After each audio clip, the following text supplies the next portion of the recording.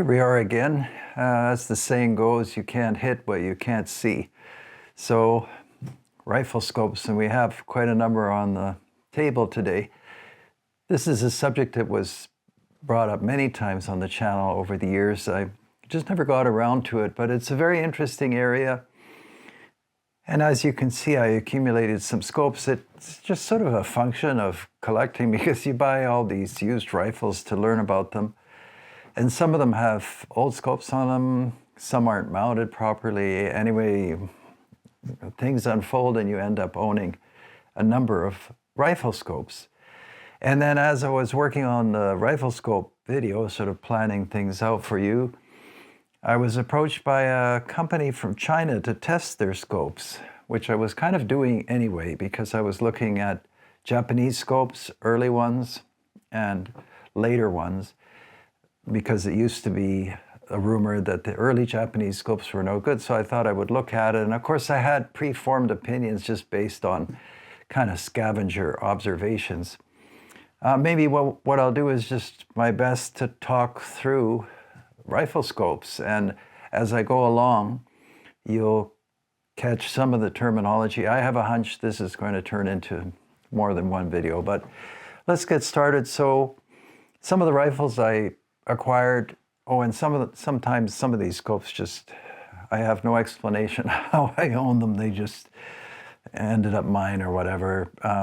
Mostly trades and things like that, or I would buy at an auction, a box or a bag, and in it was a scope. But I'll start with this wonderful little scope. So this is a steel scope, and the bodies of scopes, many of the original ones were steel. This is a Voigtlander, Braunschweig, and I was surprised. I mean, that's a very small tube, and it's steel. I thought it was, I've owned this for years, and it's a 4-power. I thought it would be, a 2-power. This is a very bright and excellent scope, although the field of view is small. But if you saw this, you would think, most people would think, that it's for a 22, but it actually, at the time, was used for high-power rifles, and there's no evidence of failure or reticle shaking. What they made extremely well. And the glass is good. It doesn't have the coatings as modern lenses do, in case you're not aware of it. The glass has to be as perfect as possible, but in order for light transmission to be perceivably excellent, because everything is tailored for the human eye, they apply coatings. And the mastery of coatings is really the mastery of the success of rifle scopes and other instruments like telescopes and so on. But anyway, getting back to the little Voigtlander, 4-power, and a lot of old scopes, you'll see this turret. Normally there would be a turret here for elevation and then one on the side for windage, such as this Weaver steel scope. And in many European rifles back then, the scope was mounted in a scope mount that had a windage adjustment in it. So there was no need for a windage adjustment in the scope. And they were already struggling to keep things simple. And so if they could put part of the functionality into the mount, they did so. So the mounts back then often have windage, like I said, and this is for elevation. You simply undo this screw, and as you move, you can actually see the reticle move. That's something I should mention to you. Some early collectors, they said I adjusted my scope and my reticle is far on the left in the circular field of view. That typically could be accommodated by changing the mount around, but some people don't know how. And so yeah, on some of these older scopes, you'll see that the reticle is not centered, but it's sighted in. And you just have to get used to using that position for the reticle, or change the mount because the scope can't accommodate the movement, things like that. Or I know one guy, he just centers everything, reticle in the center, and then for each rifle he remembers how far he has to aim over with the center of the reticle, but this is a gifted man. Anyway, so that's the Voigtlander. These are kind of older scopes, obviously. And this scope bar, you can see the materials being brass and steel. Same thing as I was just telling you about the adjustment and the turret. For elevation, but nothing for windage. The windage would have been in the claw mounts, so this would have pivoted to get your reticle on horizontally. Anyhow, those scopes were made for a while. You probably know more than I do about, you know, all the scopes that were used in war. This one's got those claw mounts. See the tunnel that allowed you to use the iron sights and the scope at the same time. I mean, not really at the same time, but instantly, one or the other. So that carried on. And I'm not an expert at the development of scopes. You know, I encounter rifles as they come. Anyhow, European scopes still, I would have to say, dominate the market, no matter how excellent Leupold is, and we have some on the table. Zeiss is probably the biggest name in optics that you would know. This is a sort of anniversary scope, 150 years of Zeiss. And optically, they're absolutely excellent. And I've hunted in all kinds of conditions, as you have. And most of the time, the scope is most important at dusk and dawn. You can read this in any scope catalog because the fading light is an issue. And as I said, you can't hit what you can't see. So Zeiss is sometimes, especially at dusk, I take out the Zeiss scoped rifle and it's as if it's daylight.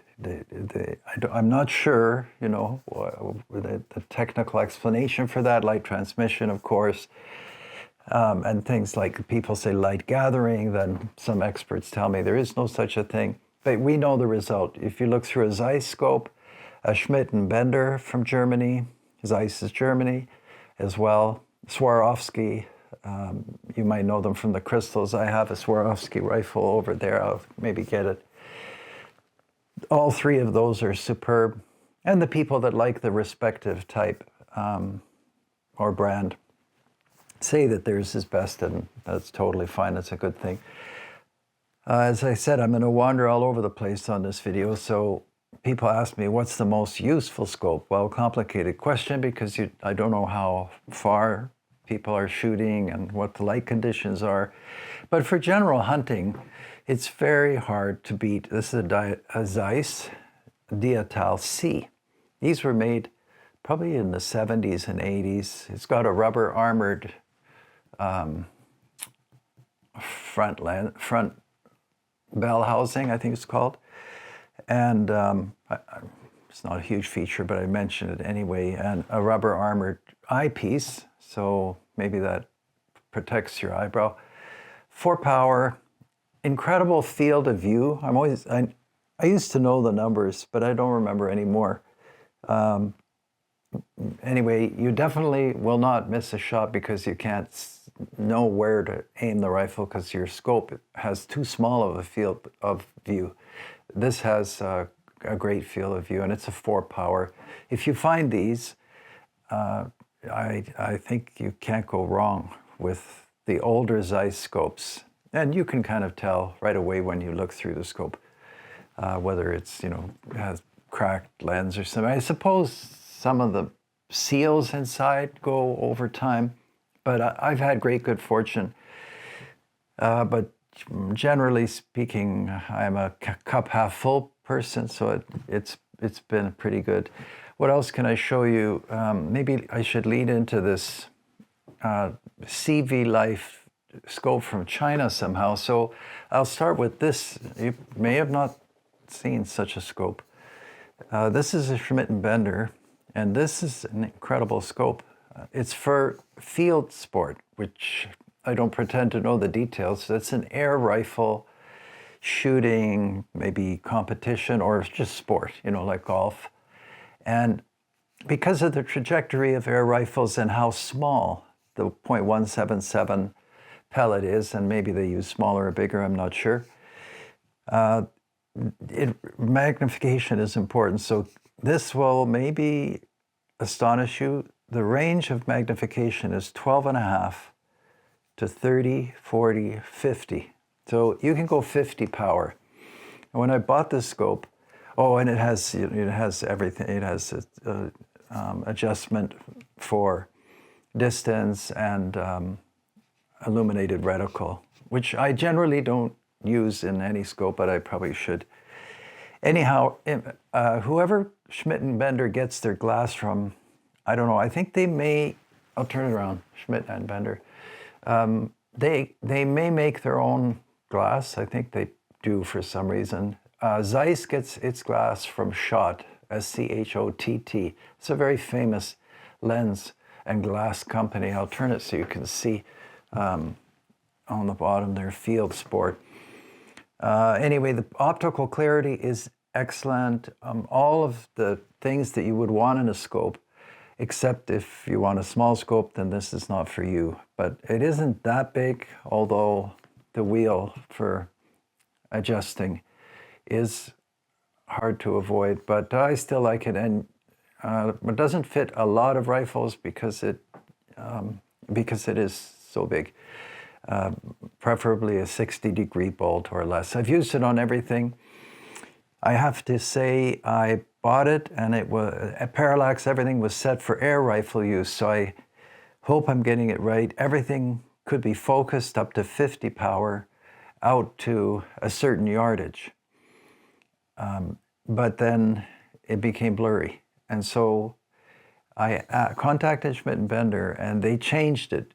They changed that so that now I can focus to infinity. I'm not sure what they changed, but a wonderful service, and they understood that I needed to shoot at 300 yards and I needed to use 50 power, and they made that happen. If I want to test the rifle, this is the scope that I reach for, and that's why I have these easy remove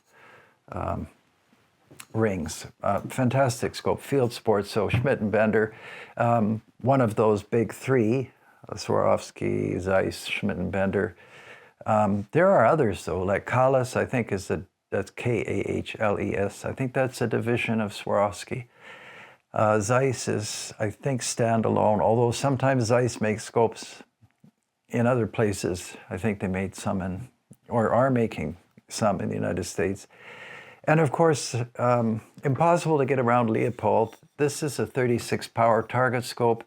Leupold makes absolutely magnificent scopes. I think they always have.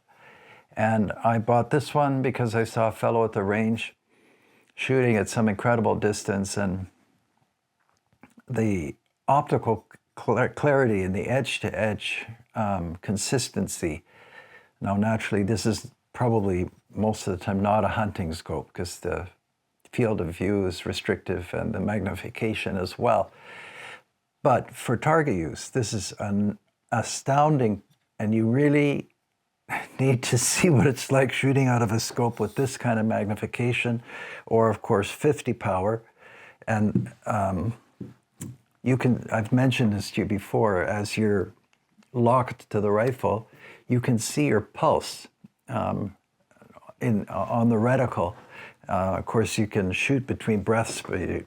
Well, maybe somebody shoots between pulses. I don't know. Anyway, that's a Leupold. That one I shot many times. This one, 15 power, I think. Anyway, also an excellent scope. And these are not variables, although variables are excellent. Now I should get to this CV Life. So what did I do? So I was contacted by this Chinese company to review their scopes, and this is the scope that I've been shooting. And I have to say, so you remember when Japanese scopes came out? They were different from the later Japanese scopes. And I have some Pentax and Nikon, excellent scopes. Although maybe they're not made in Japan anymore, maybe Philippines. You can find out. Not that that makes that much of a difference. Where you plop down a factory really shouldn't have a bearing on the outcome, but somehow it affects the market value.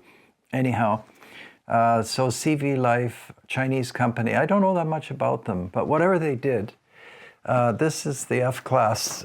Oh, these are big guns. Kepler. Phenomenal accuracy, made in Germany, single shot, 308. I still find 308 a superb cartridge. A lot of other people do as well. And we've got a big scope here from CV Life. Reminded me of a Night Force. And there are so many people that are expert at shooting domain that I'm not an expert at, and that is extreme long-range shooting. If we shoot at 500 yards, that's a long ways on the channel. And there are so many factors, including simple ones, just getting back and forth to the target or having a remote camera, things like that. But I tested this, and it has all the features that you would want it to. You know, it's got good click adjustments in the turrets. And on the older scopes, you'll notice that if you get into these scopes.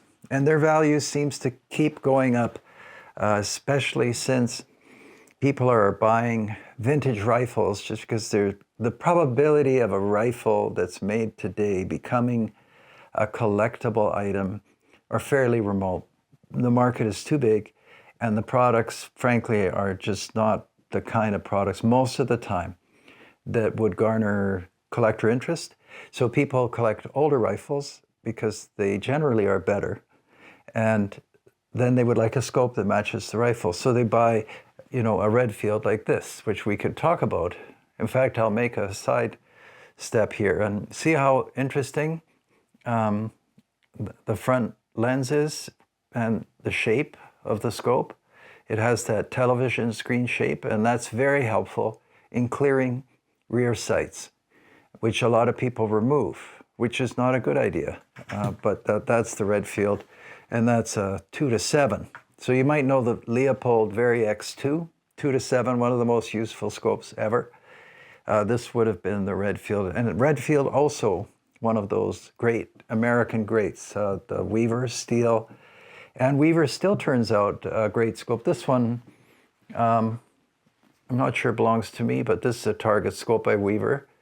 And I installed it on a 222, and it's terrific.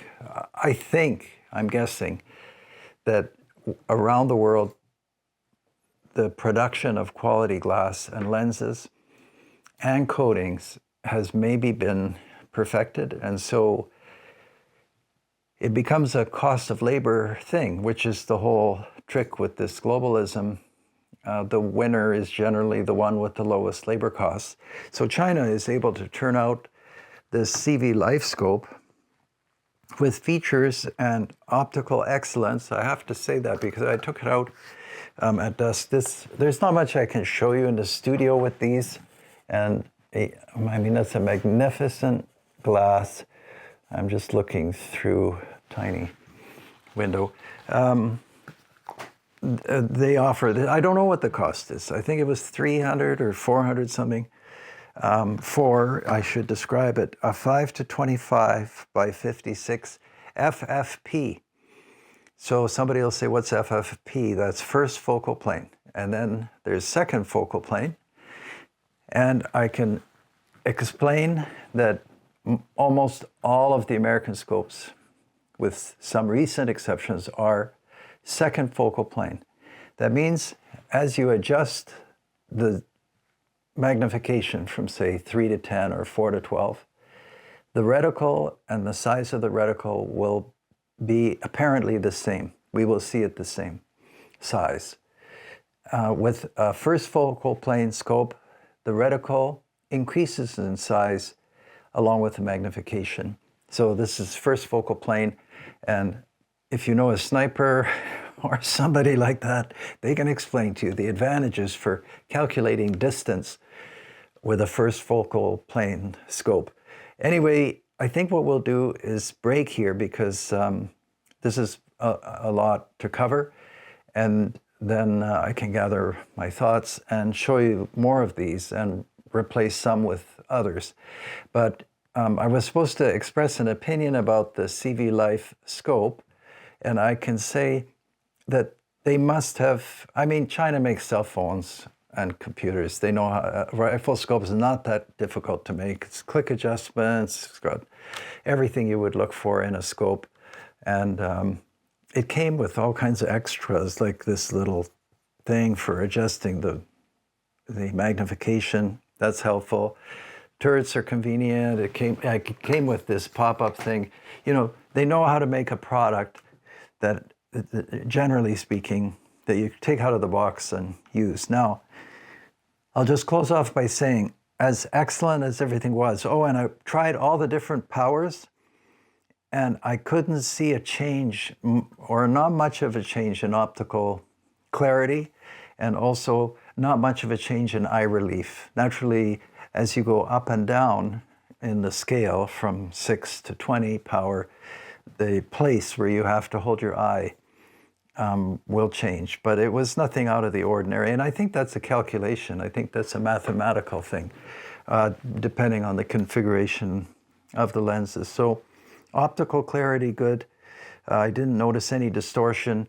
As I changed the power, I didn't notice any change in impact. You know, there's a human aspect to that because we can't know if I'm making a mistake in shooting. But altogether, excellent. And if one wanted to find something, you know, you'd look to LK or CV, and maybe Weaver. We can talk about those things. There are lots of options out there, but definitely this was, I'm glad it came in. It gave me a chance to evaluate something sort of in a more thoughtful way than just Chinese scope for power with sometimes British name that I didn't choose. And so, yeah, that's interesting. All right, well, we'll break there and we'll see you on the next video. And between now and then, please send your comments. I'll try to find my Lyman scopes, like the Alaskan and all those, fantastic scopes. And somewhere I have a Texan back there. We'll take a look. All right, well, like I said, I hope you find that interesting. All the best to all of you, and we'll see you next time.